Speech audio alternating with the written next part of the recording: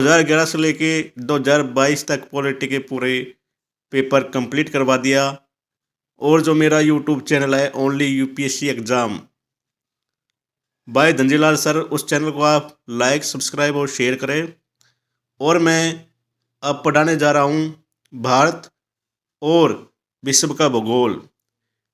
ये क्वेश्चन 2022 से लेके 2011 तक जो भी एग्ज़ाम में आए हैं प्रीलिम्स में, वो मैं आपको शेयर कर रहा हूँ। और ये एग्ज़ाम के टाइम काफ़ी इम्पोर्टेंट्स होते हैं। तो क्वेश्चन नंबर 1, दक्षिण भारत की गंडीकोटा घाटी निम्नलिखित नदियों में से किस एक से निर्मित हुई है? Option A Kaveri, option B Manjira, option C Pennar, option D Tungabhadra. तो इसमें राइट आंसर होगा ऑप्शन सी पेन्नार नदी। जो गंडीकोटा घाटी है ये आंध्र प्रदेश के कड़पा जिले का एक तटीय गांव है, जिसे भारत की भव्य घाटी के रूप में जाना जाता है और दाहिनी ओर पेन्नार नदी से घिरा हुआ है। और यह गांव एरामल्ला पहाड़ियों से होकर नदी के द्वारा बनाई गई शानदार घाटियों के लिए लोकप्रिय है। और जो पेन्नार नदी है वो कर्नाटक के चिकबल्लापुर जिले में नंदी पहाड़ियों से उत्पन्न होती है और बंगाल की खाड़ी में गिरती है। क्वेश्चन नंबर 2, निम्नलिखित युग्मों पर विचार कीजिए। ऑप्शन 1 शिखर और पर्वत, ऑप्शन 1 नामचा बरवा गढ़वाल हिमालय, नंदा देवी कुमाऊं हिमालय, और ऑप्शन 3 नोकरेक सिक्किम हिमालय। उपरोक्त युग्मों से कौन सा सही सुमेलित है? तो इसमें राइट आंसर है ऑप्शन बी, केवल कथन दो सही है। जो नंदा देवी है वो कुमाऊं हिमालय में है, बाकी नोकरेक गारो पहाड़ी मेघालय में स्थित है। जबकि नामचा बरवा ये तिब्बत हिमालय का भाग है। और जो नंगा पर्वत से लेके पूर्व में नंगा पर्वत और पश्चिम में नंगा पर्वत से लेके पूर्व तक नामचा बरवा तक ग्रेट हिमालय फैला होता है।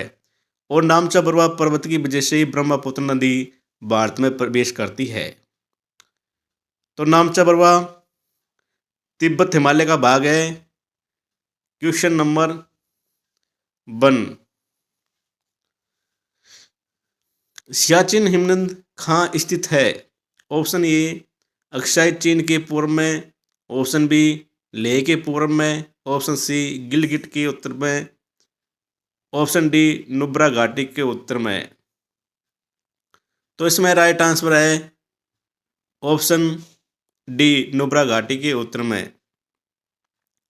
जो सियाचिन हिमनद है वो एक तीसरा गैर ध्रुवीय क्षेत्र है। जो दो ध्रुव है आर्कटिक और अंटार्कटिक, उसके बाद में ये एक ऐसा हिमनद है जो सबसे बड़ा है। और यह क्षेत्र विश्व का सबसे ऊंचा युद्ध क्षेत्र है। सियाचिन हिमनद के पूर्व में अक्साई चीन, पश्चिम में गिलगिट, दक्षिण पश्चिम में लेह तथा दक्षिण में नुब्रा घाटी स्थित है। इस प्रकार नुब्रा घाटी के उत्तर में सियाचिन हिमनद है। 2018 में आया हुआ क्वेश्चन है, क्वेश्चन नंबर 1, निम्नलिखित कथनों पर विचार कीजिए। बैरनदीप ज्वालामुखी एक सक्रिय ज्वालामुखी है जो भारतीय राज्य क्षेत्र में स्थित है।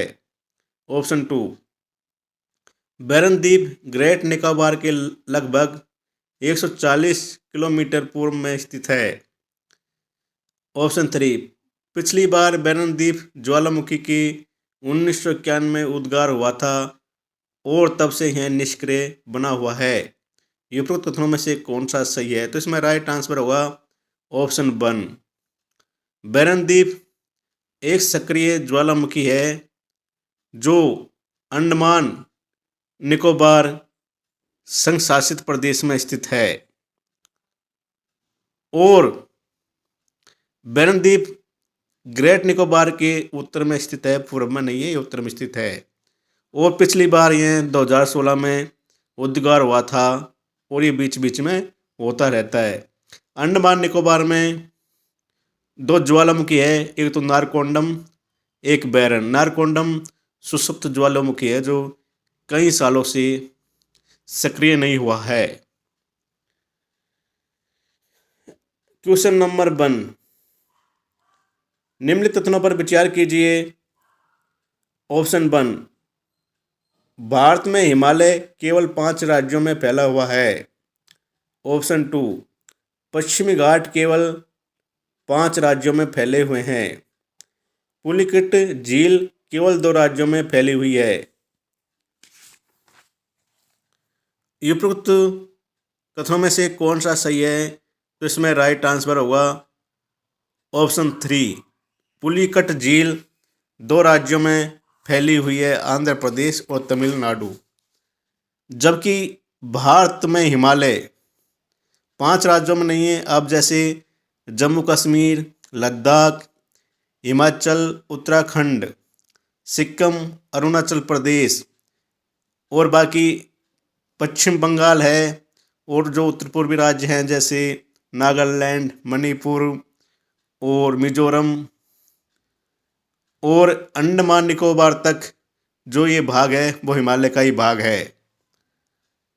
तो ये कई राज्यों में फैला हुआ है। जबकि पश्चिमी घाट, जिसे हम सह्याद्री के नाम से भी जानते हैं, ये 6 राज्यों में फैली हुई है, जैसे गुजरात, महाराष्ट्र, गोवा, कर्नाटक, केरल और तमिलनाडु। तो इसलिए राइट आंसर होगा ऑप्शन 3, पुलिकट झील केवल 2 राज्यों में फैली हुई है। क्वेश्चन नंबर 2, निम्नलिखित में से कौन सा भौगोलिक रूप से ग्रेट निकोबार के सबसे निकट है? Option A Sumatra, option B Borneo, option C Java, option D Sri Lanka. तो इसमें राइट आंसर होगा ऑप्शन ए सुमात्रा। जो सुमात्रा है वो इंडोनेशिया का एक प्रायद्वीप है और इसकी दूरी ग्रेट निकोबार से 1198 किलोमीटर है। जबकि श्रीलंका जो नज़दीक दिखता है वो 1436 किलोमीटर दूर है। किससे? ग्रेट निकोबार से, अंडमान के पास में है। क्वेश्चन नंबर 1, निम्नलिखित युग्मों पर विचार कीजिए। ऑप्शन, इसमें पहाड़ियाँ और क्षेत्र। ऑप्शन 1, कार्डामम पहाड़ियाँ कोरोमंडल तट, कैमूर पहाड़ियाँ कोंकण तट, महादेव पहाड़ियाँ मध्य भारत और ऑप्शन 4, मिकिर पहाड़ियाँ पूर्वोत्तर भारत। उपरोक्त में से कौन सा सही सुमेलित है? तो इसमें राइट आंसर होगा ऑप्शन सी। ऑप्शन 3 और 4 ये दोनों सही है, क्योंकि महादेव पहाड़ियाँ मध्य प्रदेश में स्थित है, जबकि मिकिर पहाड़ियाँ असम में स्थित है। और जो कैमूर पहाड़ियाँ हैं ये कोंकण तट। हमें एक बार हम इनकी व्याख्या देख लेते हैं, क्योंकि जो कार्डामम पहाड़ियाँ हैं ये पहाड़ियाँ तमिलनाडु एवं केरल की सीमा पर मालाबार तट के समांतर, मतलब केरल के जो तट होता है उसे मालाबार तट बोलते हैं, न कि कोरोमंडल तट। जो तमिलनाडु का तट होता है उसे कोरोमंडल तट कहते हैं। ये पहाड़ियाँ पश्चिमी घाट पर्वत का विस्तारित भाग है। कैमूर पहाड़ियाँ, ये पहाड़ियाँ मध्य प्रदेश, उत्तर प्रदेश व बिहार में 483 किलोमीटर लंबाई व 80 किलोमीटर चौड़ाई के साथ विस्तृत है और इसके दक्षिण भाग में से सोन एवं उत्तर में से टोंस नदी बहती है। महादेव पहाड़ियाँ, ये पहाड़ियाँ मध्य प्रदेश में विस्तृत सतपुड़ा पर्वत की विस्तारित भाग है जो मध्य भारत में स्थित है। मिकिर पहाड़ियाँ, मिकिर पहाड़ियाँ असम राज्य में काजीरंगा राष्ट्रीय पार्क के दक्षिण में स्थित कई पहाड़ियों का एक समूह है तथा ये कार्बी आंगलांग पठार के ही भाग है। ये पूर्वोत्तर में स्थित है। अब इसमें इसकी पोजीशन देख सकते हैं, जैसे कैमूर हिल्स उत्तर पूर्वी राज्य में है और जो मिकिर हिल्स है ये भी उत्तर पूर्वी राज्य में है। जो ये कैमूर हिल्स है ये उत्तर प्रदेश, मध्य प्रदेश और बिहार में स्थित है। महादेव पहाड़ियाँ सतपुड़ा भाग है और कार्डामम पहाड़ियाँ आपको दक्षिण में दिख रही है। क्वेश्चन नंबर 2, निम्नलिखित युग्मों पर विचार कीजिए। आर्द्रभूमि, नदियों का संगम। ऑप्शन 1, हरि के आर्द्रभूमि, ब्यास और सतलुज का संगम। ऑप्शन 2, केवलादेव घाना राष्ट्रीय उद्यान, बनास और चंबल का संगम। कोलेरू झील, मूसी और कृष्णा का संगम। उपरोक्त में से कौन सा सही सुमेलित है? तो इसमें राइट आंसर होगा ऑप्शन ए, हरि के आर्द्रभूमि जो ब्यास और सतलुज का संगम है। जबकि केवलादेव घना राष्ट्रीय उद्यान ये बनास और चंबल का संगम नहीं है, ये गंभीरी और बाणगंगा का संगम है। जबकि कोलेरू झील गोदावरी और कृष्णा का संगम है। क्वेश्चन नंबर 3, निम्नलिखित द्वीपों के युग्म में से कौन सा एक दंश अंश जलमार्ग द्वारा आपस में पृथक किया जाता है? ऑप्शन ए, अंडमान एवं निकोबार। ऑप्शन बी, निकोबार एवं सुमात्रा। ऑप्शन सी, मालदीव एवं लक्षद्वीप। ऑप्शन डी, सुमात्रा एवं जावा। तो इसमें राइट आंसर होगा ऑप्शन ए, अंडमान एवं निकोबार। आपने नाम सुना होगा 10 डिग्री चैनल, 9 डिग्री चैनल और 8 डिग्री चैनल। जो 10 डिग्री चैनल है वो अंडमान और निकोबार के बीच में स्थित होता है। जबकि 9 डिग्री चैनल लक्षद्वीप और मिनू कोई लक्षद्वीप का एक भाग है उसके बीच में स्थित होता है। जबकि 8 डिग्री चैनल मिनिकोय व मालदीव के बीच में स्थित है। जो सुंडा स्ट्रेट है, वाटर स्टेट, वो जावा एवं सुमात्रा इंडोनेशिया का जो पार्ट है उसके बीच में है, मतलब जावा और सुमात्रा को अलग करती है। क्वेश्चन नंबर 1 2013 में आया हुआ क्वेश्चन है। निम्नलिखित कथनों पर विचार कीजिए। ऑप्शन 1, प्राकृतिक गैस गोंडवाना संयंत्रों में पाई जाती है। ऑप्शन 2, अभ्रक प्रचुर मात्रा में कोडरमा में पाया जाता है। धारवाड़ खनिज तेल के लिए प्रसिद्ध है। उपरोक्त कथनों में से कौन सा सही है? तो इसमें राइट आंसर होगा ऑप्शन बी, केवल ऑप्शन 2 सही है, क्योंकि प्राकृतिक गैस गोंडवाना में नहीं पाई जाती है। गोंडवाना जो चट्टान है उनमें कोयला पाए जाते हैं, जबकि धारवाड़ चट्टानों में धातुएं पाई जाती है। और जो अभ्रक प्रचुर मात्रा में कोडरमा में पाया जाता है। कोडरमा एक स्थान है जो झारखंड में स्थित है। क्वेश्चन नंबर 1 2012 में आया हुआ था। जब आप हिमालय की यात्रा करेंगे तो आप निम्नलिखित को देखेंगे। ऑप्शन 1, गहरे खड्डे। ऑप्शन 2, यू घुमाव वाले नदी मार्ग। ऑप्शन 3, समांतर पर्वत श्रेणियाँ। ऑप्शन 4, भूस्खलन के लिए उत्तरदायी तीव्र ढाल प्रवणता। उपरोक्त में से कौन से हिमालय के तरुण बलित पर्वत नवीन मोड़दार पर्वत की साक्ष्य कहे जा सकते हैं? तो इसमें राइट आंसर होगा ऑप्शन डी, चारों कथन ही सही है। क्योंकि हिमालय पर्वत में ऊंची ऊंची पर्वत श्रेणियां समांतर पाई जाती हैं और बड़ी बड़ी खाइयां होती है और भूस्खलन के लिए तीव्र ढाल होती है। इसलिए चारों कथन ही सही है, क्योंकि हिमालय पूरे संसार में सबसे ऊंचा पर्वत शिखर है। क्वेश्चन नंबर 1, अफवाह तंत्र मतलब रिवर्स सिस्टम से है। ये 2021 में आया था। सिंधु नदी प्रणाली के संदर्भ में निम्नलिखित 4 नदियों में से 3 नदियाँ इनमें से किसी एक नदी में मिलती है जो सीधे सिंधु नदी से मिलती है। निम्नलिखित में से वह नदी कौन सी है जो सिंधु नदी से सीधे मिलती है? तो इसमें राइट आंसर होगा ऑप्शन ए, चिनाब। सिंधु नदी का उद्गम तिब्बत में कैलाश पर्वत श्रेणी में बोखारचू के निकट एक हिमनद से होता है और इसे एक बार इसकी व्याख्या देख लेते हैं, क्योंकि ये इम्पोर्टेंट टॉपिक होते हैं।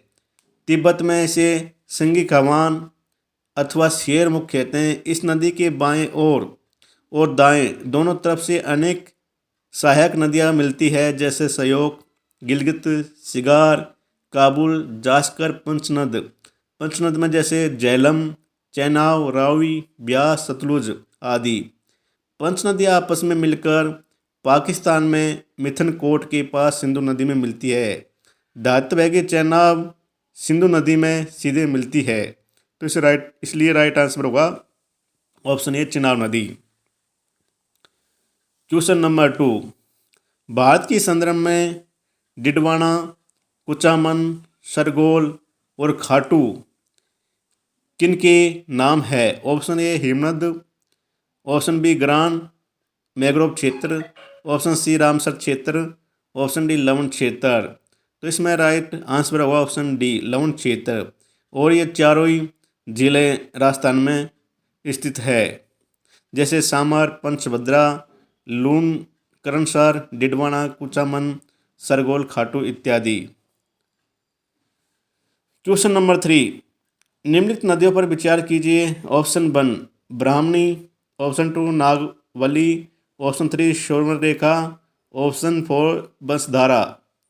उपरोक्त में से कौन सी नदियाँ पूर्वी घाट से निकलती है? तो इसमें राइट आंसर होगा ऑप्शन बी, ऑप्शन 2 और 4 नागवली और स्वर्णरेखा। ये नदियाँ पूर्वी घाट से निकलती है।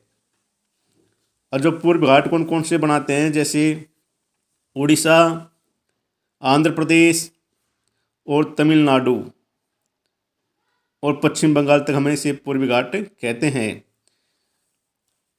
एक बार हम इसकी व्याख्या देख लेते हैं। जो नागवाली नदी का उद्गम उड़ीसा के कालिहांडी जिले में 1300 मीटर की ऊंचाई पर स्थित लखबखल के पास पूर्वी घाट के पूर्वी ढलानों से होता है, जबकि बंसधरा नदी उड़ीसा के कालाहांडी और रायगढ़ जिले की सीमा पर पूर्वी घाट से निकलती है। जबकि ब्राह्मणी नदी का उद्गम राउरकेला उड़ीसा के निकट दक्षिण कोयल एवं संक नदियों के मिलने से तथा स्वर्ण रेखा का उद्गम छोटा नागपुर के पठार से होता है। तो इसमें राइट आंसर होगा ऑप्शन बी, ऑप्शन 2 नागवली और बंसधारा। ये दोनों नदियाँ पूर्वी घाट से निकलती है। क्वेश्चन नंबर 1 2019 में आया था। निम्नलिखित युग्मों पर विचार कीजिए। हिमनद और नदी। Option 1 Bandarpunch Yamuna, option 2 Barashigri Chenab, option 3 Milam Mandakini, option 4 Siachen Nubra, option 5 Jammu Manas. उपरोक्त में से कौन सा युग्म से सम्मिलित है? मतलब वो स्थान जहाँ से ये नदियाँ निकलती है। तो इसमें राइट आंसर होगा ऑप्शन ए, मतलब ऑप्शन 1, 2 और 4 सही है, क्योंकि बंदरपुर से यमुना नदी निकलती है, बारासिगरा से चेनाब निकलती है बारालाचा दर्रा से, और सियाचिन से नुब्रा नदी निकलती है जो नुब्रा घाटी बनाती है। जबकि मंदाकिनी चौड़ाबाड़ी हिमनद से निकलती है, जबकि जम्मू से तीस्ता नदी निकलती है जो ब्रह्मपुत्र की एक सहायक नदी है। क्वेश्चन नंबर 1 निम्नलिखित में से कौन सी एक कृत्रिम झील है? Option A Kodaikanal Tamil Nadu, option B Kolleru Andhra Pradesh, option C Nainital Uttarakhand, option D Renuka Himachal Pradesh. तो इसमें जो कोडाई कनाल झील है तमिलनाडु में, वो एक कृत्रिम झील है और इसे ब्रिटिश तथा अमेरिका के प्रारंभिक मिशनरियों ने विकसित किया था और वह एक भौगोलिक स्थल है तथा पर्यटन का प्रमुख आकर्षण स्थल भी है। क्वेश्चन नंबर 1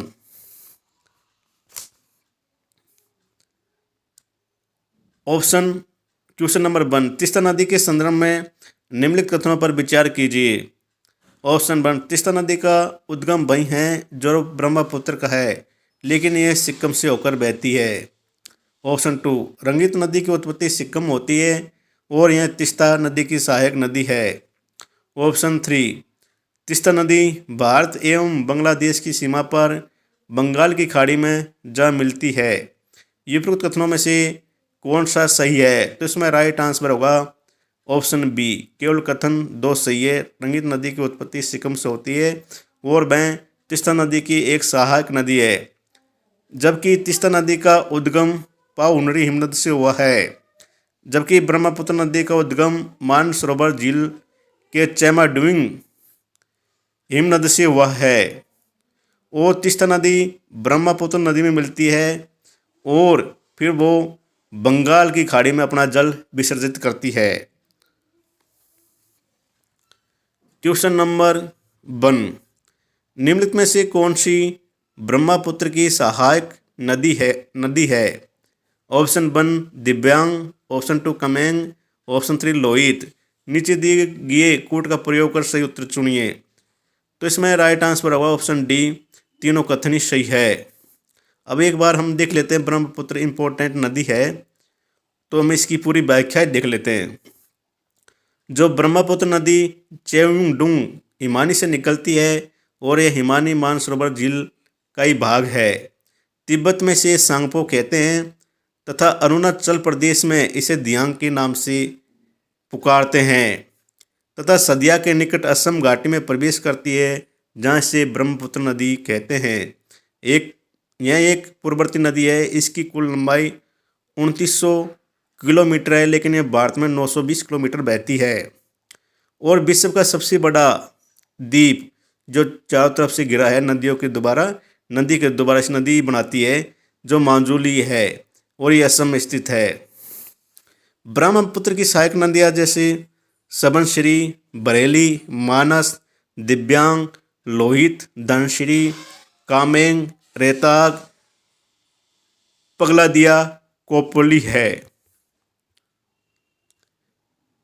क्वेश्चन नंबर 2, हाल ही में निम्नलिखित नदियों में से किनको जोड़ने का अर्थात जो योजना है पोलावरम विजयवाड़ा लिंक परियोजना में किन दो नदियों को जोड़ा जा रहा है? ऑप्शन ए कावेरी और तुंगभद्रा, ऑप्शन बी गोदावरी और कृष्णा, ऑप्शन बी महानदी और सोन, ऑप्शन डी नर्मदा और ताप्ती। तो इसमें राइट आंसर होगा ऑप्शन बी गोदावरी और कृष्णा, क्योंकि ये योजना जो पोलावरम नहर है दोबारा विजयवाड़ा जिले में कृष्णा नदी तक पहुंचाया गया है।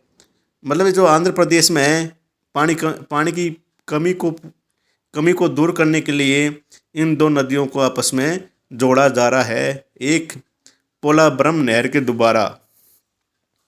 निम्नलिखित नदियों पर विचार कीजिए। ऑप्शन 1 बंसधारा, इंद्रावती, ऑप्शन 3 प्राणहिता और ऑप्शन 4 पेन्नार। उपरोक्त में से कौन सी गोदावरी की सहायक नदी है?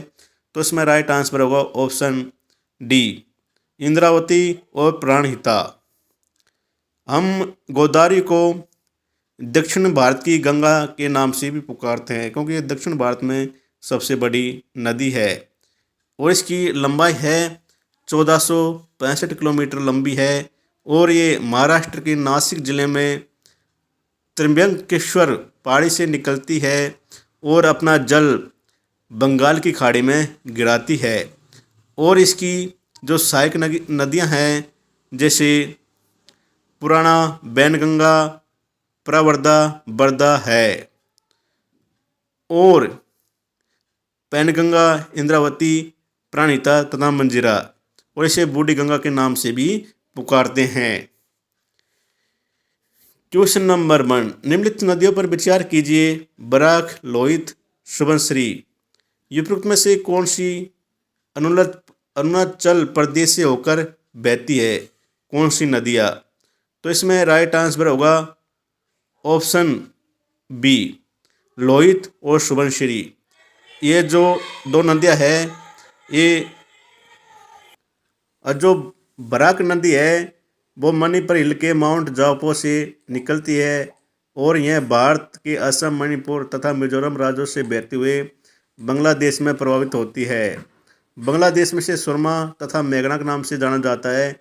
बराक नदी को राष्ट्रीय जलमार्ग 6 घोषित किया गया है और इस नदी पर तिमाहीमुख बांध भी अवस्थित है। तो बराक नदी थोड़ी इंपॉर्टेंट थी, ये राष्ट्रीय जलमार्ग 6 इसलिए मैंने आपको बताया है। क्वेश्चन नंबर 1, नर्मदा नदी पश्चिम की ओर बहती है जबकि अधिकांश अन्य प्रायद्वीप बड़ी नदियां पूर्व की ओर बहती है, ऐसा क्यों? ऑप्शन 1, यह एक रेखीय विभ्रंश रिफ्ट घाटी में बहती है। ऑप्शन 2, यह विंध्य और सतपुड़ा के बीच बहती है। ऑप्शन 3, भूमि का ढलान मध्य भारत से पश्चिम की ओर है। नीचे दिए कूट का प्रयोग कर सही उत्तर चुनिए।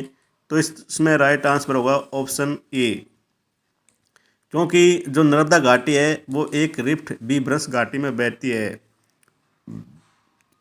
ये बात तो सही है, विंध्य और सतपुड़ा के बीच बहती है, लेकिन पश्चिम में बहने का ये कारण नहीं है, क्योंकि ये दोनों पर्वतों के बीच एक संकरी नदियों में बहती है जो पश्चिम की ओर झुका हुआ है। इस कारण से नर्मदा तापी नदियाँ अरब सागर में गिरती है। जबकि क्वेश्चन नंबर 2011 में आया हुआ है, क्वेश्चन नंबर 1, तिब्बत में उत्पत्ति पाने वाली ब्रह्मपुत्र, इरावदी और मेकांग नदियाँ अपने ऊपरी पाटों में संकीर्ण एवं समांतर पर्वत श्रेणियों से होकर प्रभावित होती है। इन नदियों में ब्रह्मपुत्र भारत में प्रविष्ट होने से ठीक पहले अपने प्रभाव में एक यू टर्न लेती है। यह यू टर्न क्यों बनता है? ऑप्शन ए, बलित हिमालय के उत्थान के कारण। ऑप्शन 2, भूविज्ञानिकीय तरुण हिमालय के अक्ष संघीय नमन के कारण। ऑप्शन सी, तृतीय कल्पीय बलित पर्वतमाला में भू विवर्तनिक विक्षोभ के कारण। ऑप्शन डी, इस संदर्भ में उपयुक्त ए और बी दोनों कारण तर्कसंगत है। तो इसमें राइट आंसर होगा ऑप्शन बी, भूविज्ञानिकीय तरुण हिमालय के अक्ष संघीय नमन के कारण। जो नामचा बरवा पर्वत है वो ऐसे झुका हुआ है, ऐसे तिरछा, जैसे ऐसे ऐसे ऐसे झुका है, तो इसकी वजह से जो नदी आती है वो यू टर्न करके अरुणाचल प्रदेश से होती है भारत में प्रवेश कर जाती है। हेलो साथियों, थैंक यू सो मच। और मैं आज इतना ही जो भारत का भूगोल है उससे रिलेटेड जो क्वेश्चन है वो इतना ही करा पाऊँगा, और आने वाले टाइम में मेरा दूसरा पार्ट आएगा। मेरा जो यूट्यूब चैनल है only UPSC exam by Dhanjilal sir, इस चैनल को आप लाइक और सब्सक्राइब और शेयर करें। Thank you so much everyone.